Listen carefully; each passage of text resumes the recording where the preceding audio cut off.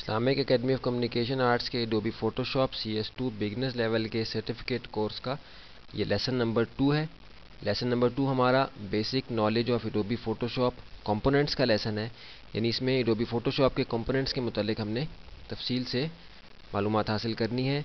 इसमें सबसे पहली चीज़ अभी इस वीडियो के अंदर हम कवर करेंगे, आप देख रहे हैं कि basic knowledge of Adobe Photoshop components का लेसन नंबर 2। इसमें सबसे पहला जो ऑप्शन हमारे पास अवेलेबल है वो main screen of Adobe Photoshop है, यानी ये जो मेन स्क्रीन इस वक्त एडोबी फोटोशॉप की हमें नज़र आ रही है, इसके मुतालिक हमने तफसील से मालूमात हासिल करनी है।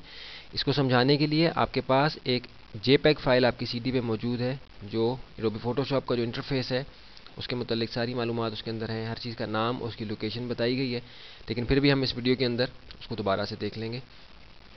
आप ये जो लिस्ट आपके लेसन नंबर 2 के अंदर नीचे दी गई है इसको भी आप देख लेंगे, लेकिन इनको हम तफसील से आगे जाके कवर करेंगे। इस वक्त अभी हम इस वीडियो के अंदर सिर्फ इन चीज़ों की लोकेशन और इनके नाम देखेंगे कि जो कंपोनेंट्स हमें अवेलेबल हैं एडोबी फोटोशॉप में, इनकी लोकेशन और इनके नाम क्या हैं। जैसे कि आपके JPEG फाइल जो आपकी CD पे मौजूद है एडोबी फोटोशॉप इंटरफेस की, उसके अंदर तफसील से दिया गया है। देख रहे हैं कि सबसे पहले ये जो ऊपर हमारे पास ब्लू कलर का बार है ये टाइटल बार कहलाता है, हर एप्लीकेशन का होता है। आप देख रहे हैं कि एडोबी फोटोशॉप इस पर लिखा हुआ है और साथ एडोबी फोटोशॉप CS2 का लोगो बना हुआ है। CS3 CS4 में ऑब्वियसली ये लोगो फ़र्क होंगे, लेकिन एडोबी फोटोशॉप इसी तरीके से वहाँ लिखा हुआ होगा। इसके बाद हमारा ये मेन्यू बार है।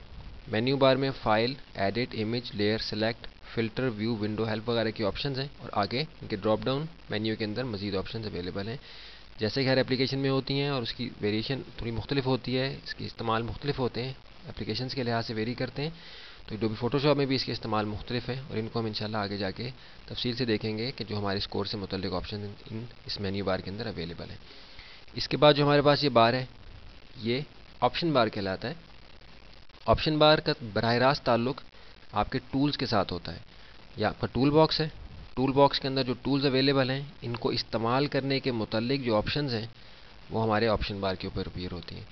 इसको समझने के लिए अब हम ब्रश का टूल सेलेक्ट करते हैं। आप देखिए कि ब्रश के टूल को सिलेक्ट करने से ऑप्शन बार के ऊपर ऑप्शन जो हैं वो तब्दील हो गई और अब जो ऑप्शन मेरे पास अवेलेबल हैं वो इस ब्रश को इस्तेमाल करने के मुतल्लिक हैं, यानी किन मुख्तलिफ तरीक़ों के साथ मैं इस ब्रश को अपने प्रोजेक्ट के ऊपर, अपने वर्किंग एरिया के अंदर, अपने इमेज विंडो के अंदर अप्लाई कर सकता हूँ। आप देखिए कि जैसे मेरे पास ब्रश की डिफरेंट स्ट्रोक्स हैं, स्ट्रोक्स की एक लंबी लिस्ट मेरे पास है।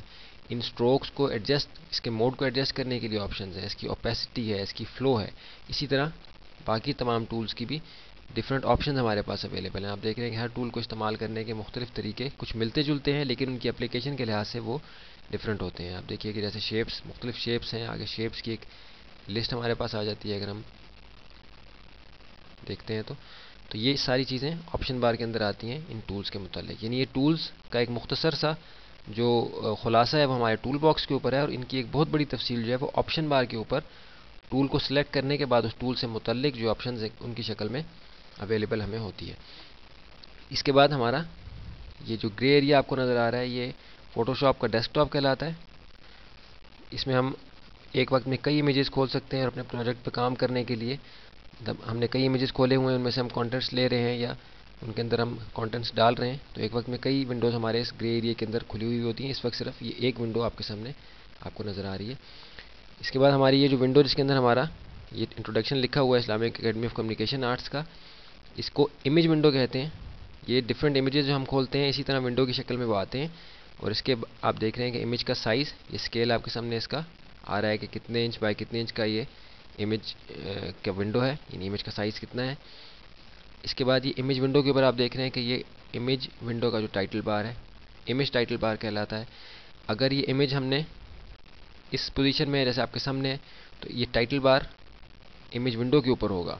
अगर इस इमेज विंडो को हम मैक्सिमाइज़ कर लें यहाँ से, आप देख रहे हैं कि इमेज की जो डिटेल थी टाइटल बार के ऊपर वो सारी ऊपर चली गई। ये डिटेल क्या है इसको हम आगे जाके इंशाल्लाह तफसील से देखेंगे। इसको दोबारा मिनिमाइज़ कर देते हैं। इसके बाद हमारा स्टेटस बार है।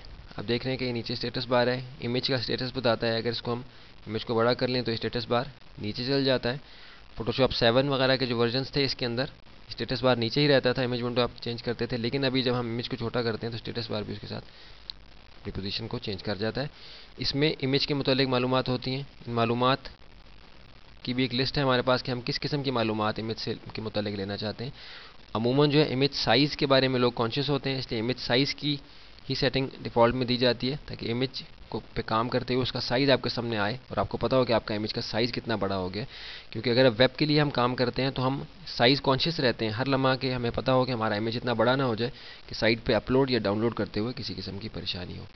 इसके बाद आप देख रहे हैं कि 50% जो यहाँ लिखा हुआ है ये इमेज की जूम की परसेंटेज है कि हमने कितने परसेंट जो है इमेज अभी जूम किया हुआ है। जैसे आप देखिए कि मैं जूम टूल सेलेक्ट करके इसको अगर एक्चुअल पिक्सल पे जाता हूँ तो आप देखिए कि 100% जूम हुआ तो इनफैक्ट इसकी रेजोल्यूशन के लिहाज से इसका साइज़ जो है वो ये बनता था, लेकिन क्योंकि हमें इतना रिक्वायर्ड नहीं था इसलिए हमने इसको 50% के ऊपर रखा हुआ था, दोबारा 50% के ऊपर आ गया। आप देखिए कि यहाँ 50% लिखा हुआ आ गया और यही 50% आप देखिए कि आपके टाइटल बार के ऊपर भी आपको लिखा हुआ नज़र आ रहा है। आप देखिए कि मैंने जूम किया तो 66.7%, यहाँ भी 66.7%, तो ये आपके जूम की परसेंटेज है जो आपके टाइटल बार के ऊपर भी आती है। अगर इसको मिनिमाइज़ कर दें तो ये इस जगह इमेज विंडो के ऊपर लिखी हुई आती है कि कितने परसेंट आपने इमेज को जूम किया हुआ है। दोबारा से हम 50% पे आ गए। इसके बाद ये हमारे जो विंडोज़ आपको छोटे छोटे नज़र आ रहे हैं राइट साइड पे, ये पैलेट्स कहलाते हैं। पैलेट्स जो हैं ये मुख्तलिफ फंक्शंस के लिए इस्तेमाल होते हैं, जैसे लेयर पैलेट है, चैनल्स है, पैथ है, हिस्ट्री है, एक्शंस है, इस तरह करके डिफरेंट पैलेट्स हमारे इस्तेमाल होते हैं।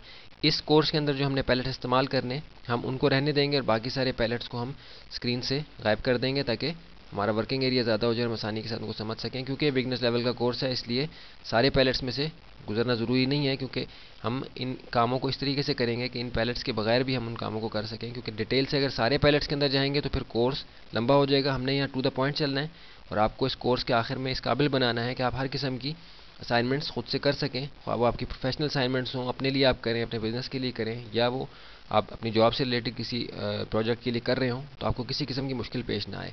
अभी आपको एक मिसाल यहाँ देता हूँ कि आप देखिए कि यहाँ एक कलर पैलेट है, कलर का पैलेट हमारे पास मौजूद है, ये स्वैचेस का पैलेट हमारे पास मौजूद है।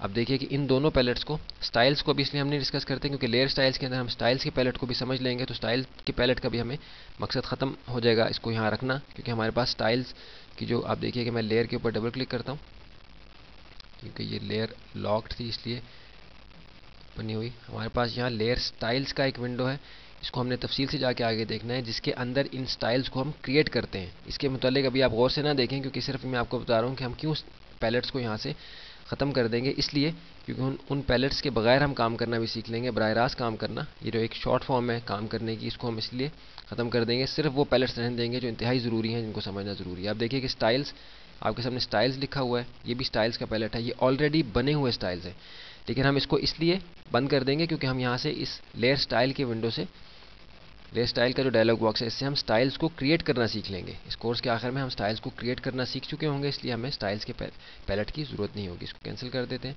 और स्टाइल के पैलेट को हम यहाँ से बंद कर देते हैं, वापस इसकी पोजीशन पे ले जाते हैं। इसको हम यहाँ से बाद में डिसअपीयर कर देंगे। विंडो में जाके आप देखिए कि स्टाइल्स का हमारे पास मौजूद है, इसको हम कर देते हैं। इस तरह कलर्स का हमारे पास पैलेट है, कलर्स के पैलेट को आप देखिए कि हम यहाँ से हमारे टूल बॉक्स के अंदर जो कलर्स की ऑप्शन है हम ज़्यादातर इस्तेमाल यहाँ से करते हैं। आप देखिए कि जो कलर यहाँ सेलेक्ट हुआ हुआ है वही कलर आपको यहाँ कलर पैलेट के अंदर नज़र आ रहा है। अगर कलर को मैं यहाँ से चेंज करूँ, आप देखिए फर्ज में कुछ रेड के शेड के ऊपर आ जाता हूँ, देखिए कि यहाँ रेड हो गया, यहाँ भी रेड हो गया, तो इसका मतलब है कि इनका आपस में कुछ ऐसा ताल्लुक है कि ये दोनों एक दूसरे का काम कर सकते हैं। कलर पैलेट को इसलिए हम बंद कर देंगे ताकि हम जब इस एरिया को, आप देखिए कि जब इसको मैं कलर के ऊपर आके डबल क्लिक करता हूँ या सिंगल क्लिक करता हूँ तो आप देखिए कि मैं एक कलर पिकर की विंडो के अंदर आ जाता हूँ, जो कि इस कलर पैलेट से बहुत बड़ी ऑप्शन है, यानी उससे ज़्यादा वेरिएशन इसके अंदर है, ज़्यादा ऑप्शंस मुझे अवेलेबल हैं। CMYK और RGB की डिटेल्स के साथ मैं इसके अंदर एप्लीकेशन दे सकता हूँ। कलर्स को सिलेक्ट करने के मुतालिक एक बहुत बड़ी लिस्ट मेरे पास मौजूद है। किसी किस्म के भी कलर को मैंने सेलेक्ट करना हो तो मैं यहाँ से सिलेक्ट कर सकता हूँ। पिकर के ज़रिए से मैं बाहर से कोई कलर लेना हो, आप देखिए जैसे ये हमारे लोगों के अंदर जो ग्रीन कलर है, इसको मैं यहाँ से पिक करूँगा तो ये उस कलर के ऊपर एग्जैक्टली चला जाएगा। इसको भी कैंसिल करके बंद कर देते हैं। इस वजह से हमें कलर पैलेट की भी ज़रूरत नहीं रहेगी। हमारे पैलेट्स को हम देख रहे हैं स्विचेस के अंदर भी, क्योंकि ऑलरेडी डिफाइंड कलर्स हैं जो हम खुद से बनाते हैं, इसलिए इसकी ज़रूरत भी हमें नहीं रहेगी। इसको भी हम बंद कर देंगे। तो ये हमारे पैलेट्स हैं जो मुख्तलिफ कामों के लिए इस्तेमाल होते हैं। इनको तफसील से जाके हमने आगे समझना है, लेकिन इनमें से हम सिर्फ उन पैलेट्स को अपीयर रहने देंगे कि जिनको हमने इस्तेमाल करना है, जिनका जानना ज़रूरी होता है। बाकी पैलेट्स को हम इसलिए बंद कर देंगे क्योंकि उनके इस्तेमाल के दूसरे तरीके जो हैं, बराह रास्त तरीके, हम इस कोर्स के आखिर में सीख चुके होंगे। इसके बाद हमारे पास आप देख रहे हैं कि ये छोटा सा एक एरिया है, इसमें कुछ पैलेट्स जो हैं वो डॉक हुए हुए हैं। ये पैलेट वेल कहलाता है। यहाँ जो हमने पैलेट्स यूज़ करने होते हैं उनको हम यहाँ रख देते हैं ताकि हम किसी भी वक्त ज़रूरत पड़ने पर इस्तेमाल कर सकें। जैसा कि आप देखिए कि ये ब्रश के जो स्ट्रोक्स हैं, इन स्ट्रोक्स की डिटेल्ड जो सेटिंग्स हैं वो ब्रश के इस पैलेट के अंदर हमें अवेलेबल हैं, जो कि हमने पैलेट वेल के अंदर यहाँ रखा हुआ है। लेकिन ये भी अगर आपको पहले से एक्सपीरियंस है या आप एक्सपीरियंस हो जाते हैं तो फिर हम कम ही ऑप्शन इनको अप्लाई करते हैं, क्योंकि हम बराह रास्त इनको एक्सेस कर सकते हैं। तो ये हमारा तारुफ हो गया हमारे इंटरफेस का।